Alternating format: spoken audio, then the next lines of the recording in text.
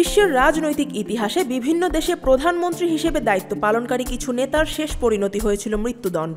তবে তাদের মধ্যে এখন পর্যন্ত কোনো নারী প্রধানমন্ত্রী নেই। বাংলাদেশের ইতিহাসেও ফাঁসির আদেশ হলেও এখন পর্যন্ত কোনো নারীর মৃত্যুদণ্ড কার্যকর হয়নি। তাই শেখ হাসিনার ফাঁসির রায় কার্যকর হলে তিনি হবেন বাংলাদেশের প্রথম নারী এবং ইতিহাসে প্রথম ফাঁসির দণ্ডপ্রাপ্ত নারী প্রধানমন্ত্রী।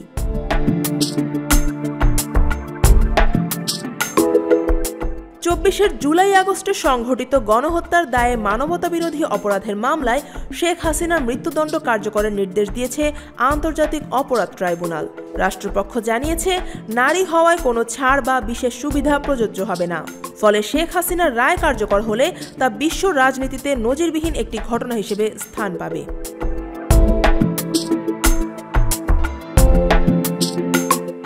তবে প্রধানমন্ত্রী হিসেবে মৃত্যুদণ্ডের নজির ইতিহাসে আগেও রয়েছে।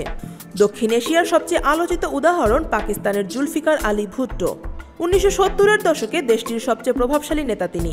গণতান্ত্রিক সংবিধান প্রণয়ন, পররাষ্ট্রনীতি ও জাতীয় মর্যাদার প্রশ্নে সাহসী অবস্থান তাকে জনপ্রিয়তার শীর্ষে তোলে। তবে ১৯৭৭ সালে সামরিক অভ্যুত্থানের পর তার বিরুদ্ধে প্রতিপক্ষ হত্যার অভিযোগ আনা হয়। আন্তর্জাতিক মহলে বিচার নিয়ে বিতর্ক থাকলেও ১৯৭৯ সালে তার মৃত্যুদণ্ড কার্যকর হয়। পাকিস্তানের ইতিহাসে এটি সামরিক ও গণতান্ত্রিক শক্তির সবচেয়ে বড় সংঘর্ষের প্রতীক হয়ে আছে।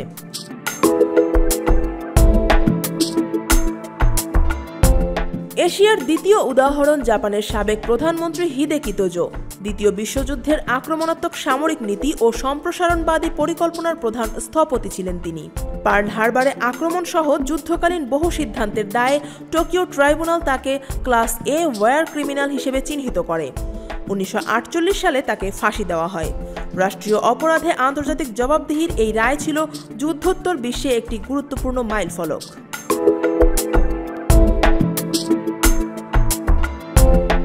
ইউরোপেও আছে বিপ্লবের সময়ের আরেক দৃষ্টান্ত।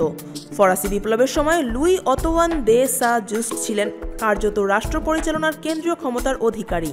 বিপ্লব রক্ষার নামে কঠোর নীতি গ্রহণের ফলে বহু মানুষ মৃত্যুদণ্ড পান। শেষ পর্যন্ত সেই একই গিলোটিনের মুখোমুখি হতে হয় তাকেও। ১৯৯৪ সালে গিলোটিনে মৃত্যুবরণ করেন সা জুস্ট।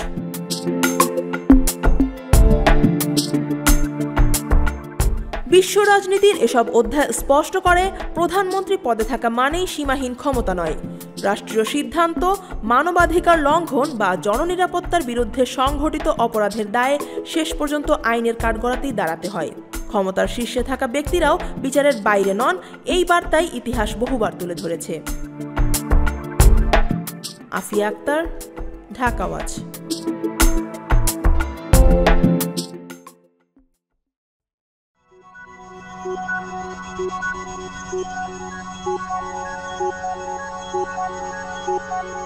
Thank you.